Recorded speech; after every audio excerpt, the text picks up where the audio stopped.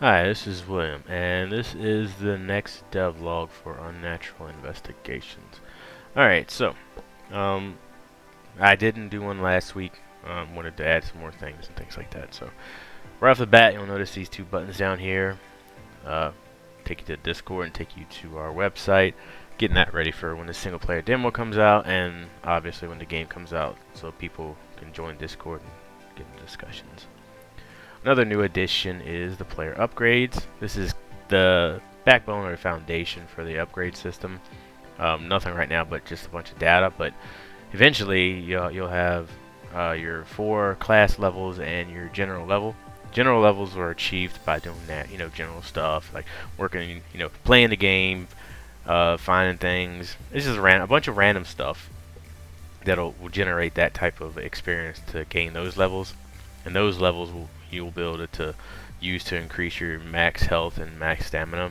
None of those are implemented yet. They're in there to basically as a foundation.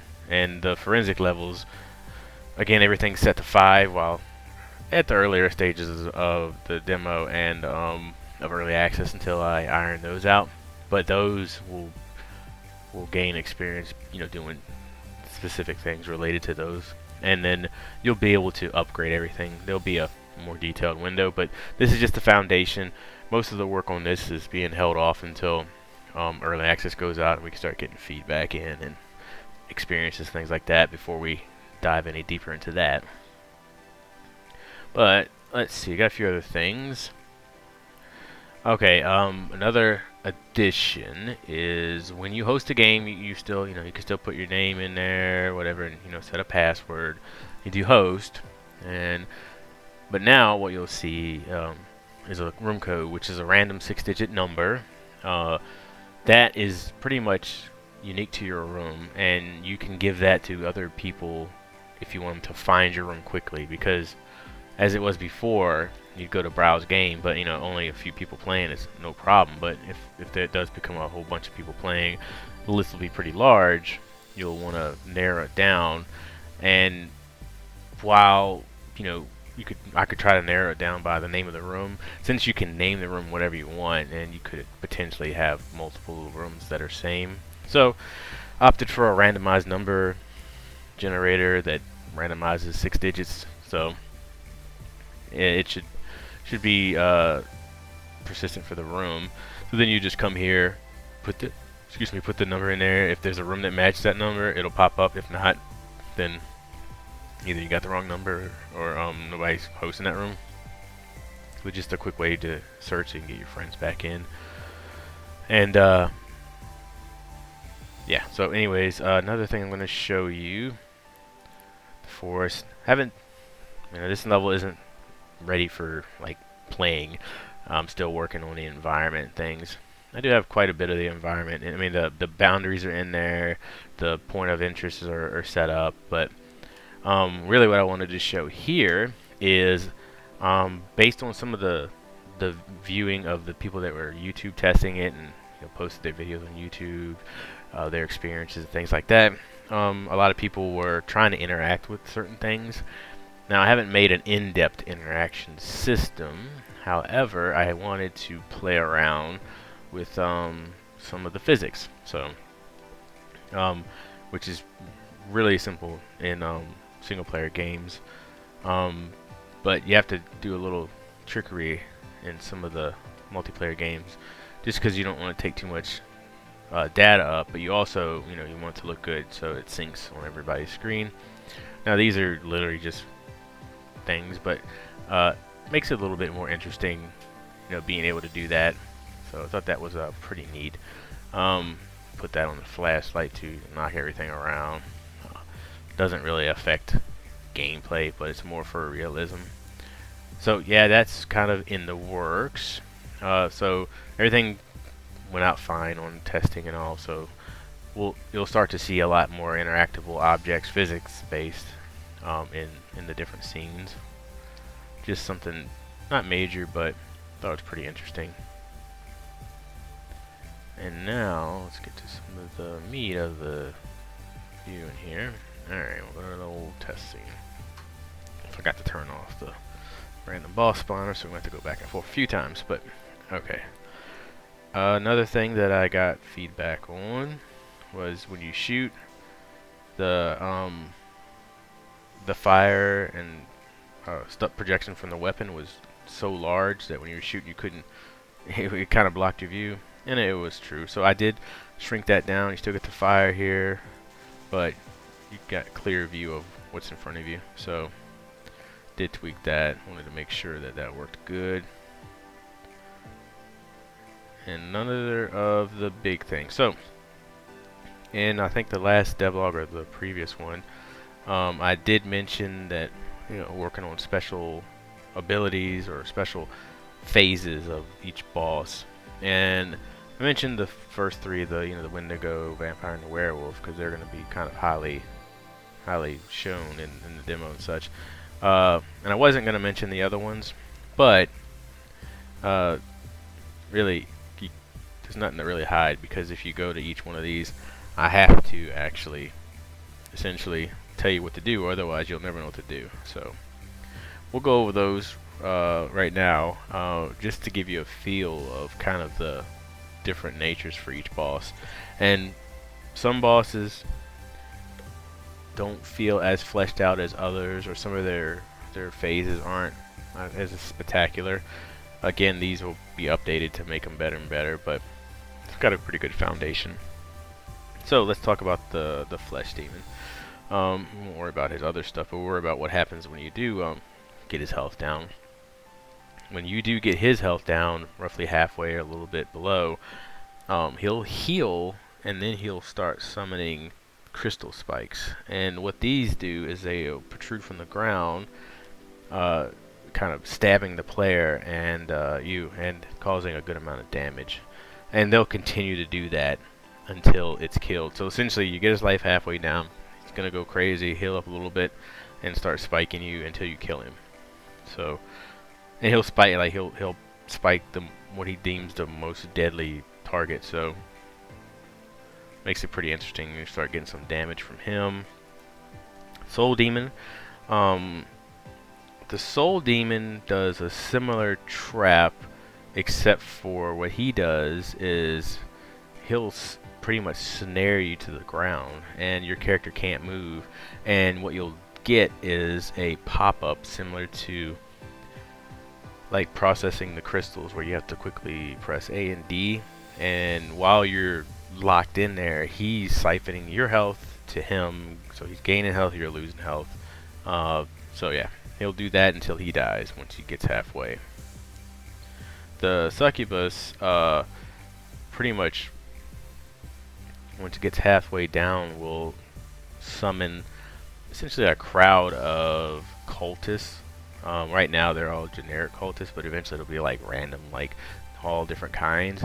But they will summon a good large amount. I think roughly like 15 or 13 of those guys, and they'll just run around and start attacking you. So and they'll get a large amount of health back. The succubus will. So there's pretty much a giant group. Fleshmancer's a little bit unique too. You have to melee it, so then you have to get close. But what happens is once it gets its health gets down, it'll fully heal, and then it'll essentially grow in size by a small percentage, which in turn increases its strength and all its stats. So it'll do that a few times before it's done, and you have to still kill it. So that one's, you know, pretty cool. The Devourer. So this one's one of the unique ones when it comes to, it doesn't, when it gets down low in health, it's not going to essentially attack you. What it's going to do, it's going to create a, almost, essentially like a gateway, or like an energy gateway to the other realm. And it's going to essentially absorb, it's going to gain health, but it's going to absorb all damage it takes while it's in that state, and then when it's finished, it'll increase its damage output by the percentage of how much damage it took. So essentially, if you're fighting it and all of a sudden you see it turn, pull its shield up or just start absorbing energy, you have to stop shooting it, and if you don't, then you're just pretty much feeding its power. Demon Lord, what it does is it's going to summon any one of the other bosses we spoke of to aid in its combat. The only caveat is those bosses won't have their special, so they won't be, you know, have their phases, but they'll have everything else they have. Their level, their health amount, their attack, and all that stuff will be the same. They just won't, you know, go into their second phases. Gatekeeper's a pretty cool one. When it enters the battlefield, it'll automatically summon a demonic gate, like a gateway, and these gates are undestroyable. They remain open while the battle's going on, and at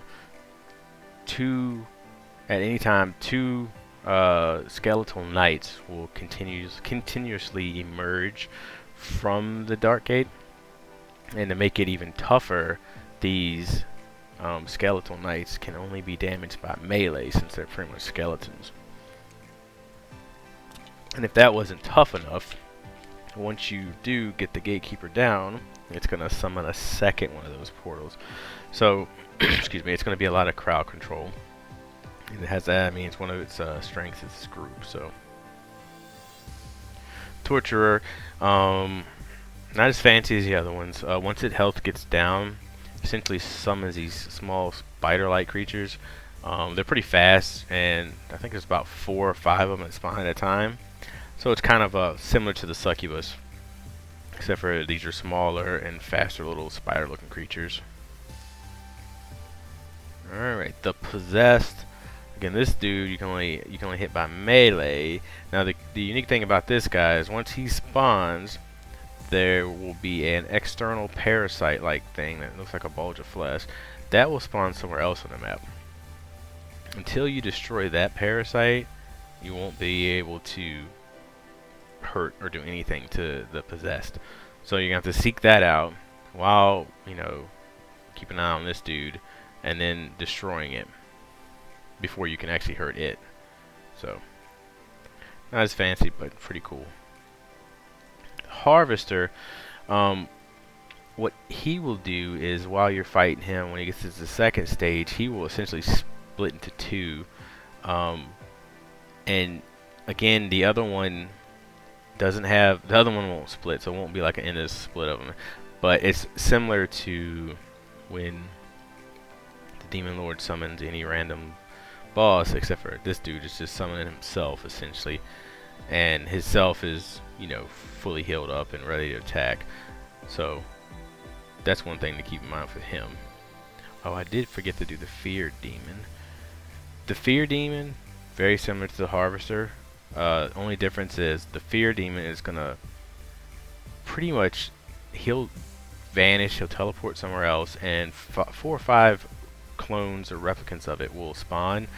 And these copies, while they're alive, the Fear Demon will take half or less damage. And however, if you do locate the Fear Demon, which they all look exactly the same, so you have to kind of pay attention to the health bar till you do locate the Fear Demon. If you kill him, then all the rest will die. Not the same for the Harvester. Now the Harbinger right now is one of my favorites. Not so much the clown and all that. Not a fan of the clown, but his special is pretty unique. So once he gets down on his life gets a little bit low, he's gonna pretty much teleport somewhere on the map and transform into an inanimate object. So an example right now, what it is he'll essentially transfer and turn into a cardboard box. So the cardboard box will kind of be blending in with like the environment. Depending on the area, I gotta do a lot of work, like especially if there's a cave and kind of see around the cardboard box, you might know what it is. But essentially, especially for the house levels, he's gonna spawn somewhere on the map as some object. Could be a box, could be a book, could be a statue, could be a branch, something like that. And it's not going to be no other indications except for as you get closer, you're going to hear him laughing. And so when you do get close enough, you hear it laughing, and you figure out what it is. If you attack it, you know, shoot it or hit it, then he'll respawn as, you know, the clown, and you'll be able to damage him again. It's a pretty unique one. I think it's one of the more, I don't know, special or, well, I guess unique.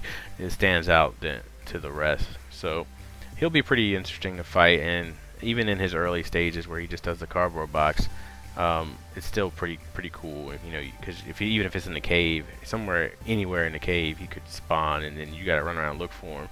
And as you get closer, you'll hear him kind of laughing at you. So I thought that was pretty interesting.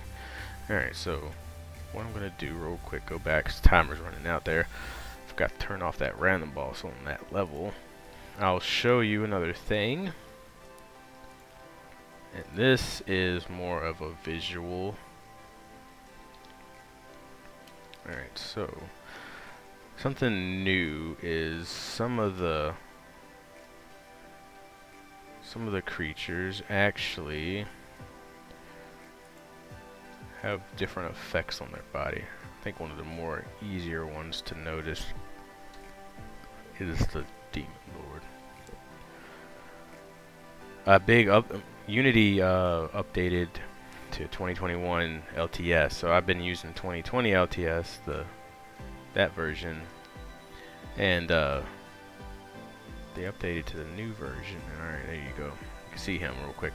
He is on fire, which he will stay. I'll light him up. Oh, and I think I grabbed the wrong ammo. That's not cool. Need the pure blood ammo. But yeah, so with the update to 2021, there were a few features that I can now work with, and one of them being the new where is it? The new effects graph. Actually, there he is, smoking too. I can use the new effects graph, which lets me do things like this. Oh, he summoned her. Got hurt real good. Alright. So yeah, I can do the new effects graphs, which he's on fire, he's smoking. Yeah, looks real cool. And real quick, I'll show you another one too. Oh, I just need the melee. Just to show you another one of the effects. I believe the Fleshmancer, who's melee. You'll get to see him get a little bit bigger, as well as see his special effect. And besides being a person, I'll go over what that's extra cool. Oh yeah, he's got the poison effect there, kind of dripping and bloody. And boom, look, he got bigger there. Boom, he's getting bigger, and he's still alive. There he is. Pretty cool effects. I know it's just an effect, but what that's going to allow is some people too, when they're testing the game, they mentioned that it'd be cool if you're using the fire ammo and you shoot like the Wendigo, who's weak to fire, and I think another two, that be like little fire effects. So what I'm going to actually do is eventually, when you say you're fighting the Wendigo and you shoot him with the fire bullets, when you shoot him with enough of the fire bullets, he'll catch on fire like this dude. And I haven't coded it yet, but he'll eventually, the fire will burn out, like, so he won't be on fire the entire time. When this dude over here won't be bleeding the entire time. But thought that was pretty cool. Just make the game look a little bit cooler. Have some cooler effects. Have a bunch of dudes. Alright. So one other thing to show. Now this demo may be pretty laggy. There's a few things I have to put in place. But anyways, this is the single player demo. Shown this a few times, but there are actually excuse me, another few things I'm doing as well is I'm doing passes on levels for more of a horror theme. So one of the first things you can notice in this level is the light. Small detail, but and you can't hear the sound, but it's pretty creepy. It's got that fluorescent tube blinking sound when the ballast is going bad and whatever. So got that in there. There's a bunch of jump scares now, but they're more level specifics. The rest of it, there are like jump scares all over the place with different sounds and things like that. It's generic. These are what I call personal ones. So levels have personal jump scares, and this level's been redone. All the candles have been removed, and it's, you know, it is dark when your flashlight's out. And I've been going through doing a bunch of stuff. Let's see, on like physics and things like that. Not everything, but a lot has been done with that. Like I think this is a physics one. Yeah. Did a few more in here, like you go around hit this table, knock stuff over, just to give it a little bit of realism. And so how, let me go on upstairs real quick. See if one of those other ones trigger. Oh, it didn't. Alright, I have a bunch of different ones set up. There's more physics objects here. I don't believe the chair is too. Yeah. But though, it's just, I like physics, so. Nothing in there. Open up this door. Wheelchair.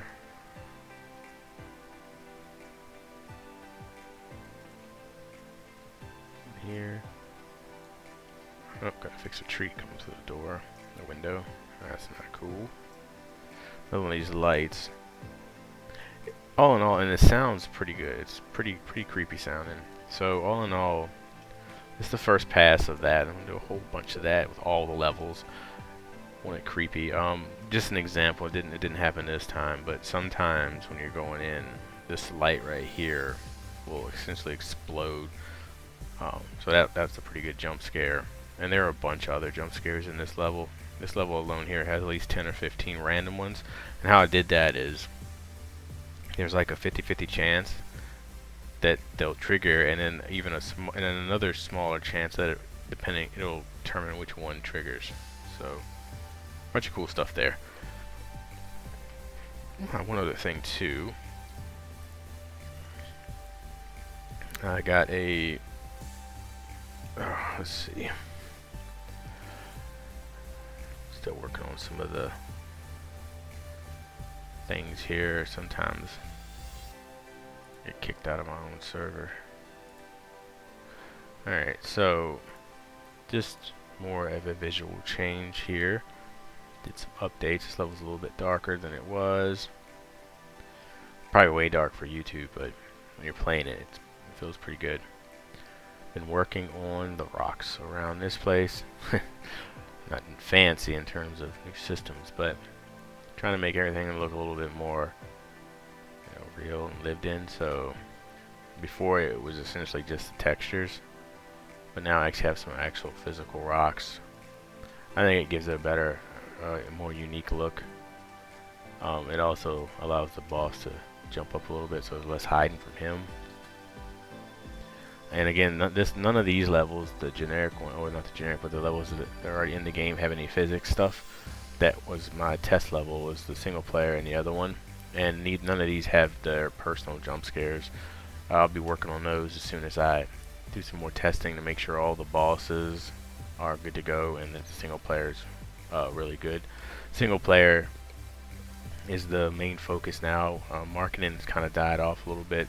We've exhausted our funds on that, so we still market as we can, but now it's back to the main focus now is the single player demo, because that's going to be the next big thing that everybody plays. So we want to try to make that as smooth as possible. So that is what we're working on, and I think that's about it. Again, just like you hear probably all the time, like and subscribe if you want to see more. Check out the Discord links, you know, always in the description. And yeah, thanks for taking a look.